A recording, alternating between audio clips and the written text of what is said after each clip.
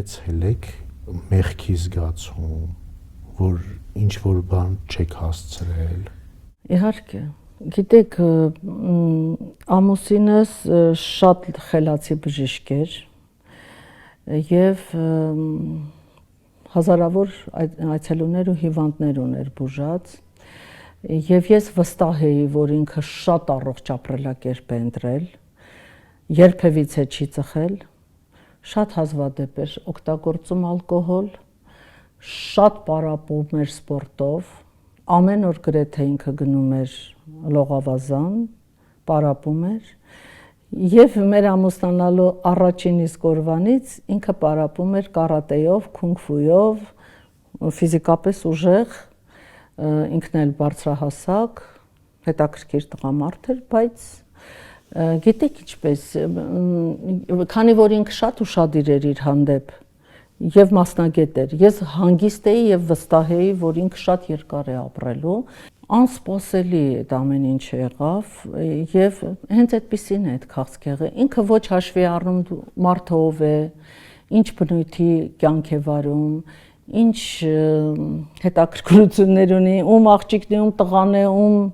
կինն է, իր համար լրիվ միևնույնն է։ Ենթադրենք մենք միշտ ասում ենք տուբերկուլյոզը սոցիալական հիվանդություն է։ Իսկ քաղցկեղը երբևիցե չես կարող նման բան ասել։ Ինքը շատ ամենահարուստ մարդուն էլ կարող է գալ եւ բուն դնել օրգանիզմում։ Տեսեք, ես թվարկում եմ, ես հաճախ եմ ասում՝ մի խմեք, մի ծխեք, բայց ինքը այդ բոլորը չէր անում։ Բայց խնդրեմ, մի օր ես նկատեցի, որ ինքը շատ նիհարում է, ու երբ մեր մոտ բերեցինք եւ ցավոք սրտի շաքես էլ արեց իր հետազոտությունը, ես էլ սպասում եմ, թե ինչ պատասխան է լինելու, ինքը եկավ ու ինձ ասում է՝ մամ, գիտես, ենթաստամոքսային գեղձի գլխիկի քաղցկեղ։ Առաջին ռեակցիաս, որ ունեցա, չեմ հավատում ուներ, բայց ես արեցի այն ամենը, ինչ պետք է անեի, այդ առումով ես մեղքի զգացում չունեմ, ես գլուխս հանգիստ եմ դնում բարձին, այդ առումով միայն, քանի որ արեցի անհնարին անգամ եւ բժիշկներից մեկը, ով ամուսնուս շատ մտերիմ ընկերներ, եկավ ինձ ասեց՝ Տիկին Խաչանուշ, դու արդեն չափը անցնում ես, արդեն քեզ սխալ ես պահում,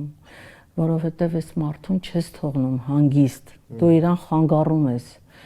Ու իսկապես ես իրեն խանգարում եմ, երևի դա էր իմ հիմիկվա զգացած միակ մեղքը, որ ես իրեն անընդհատ քաշում էի մահվան ճիրաններից ու չէի թողնում հանգիստ,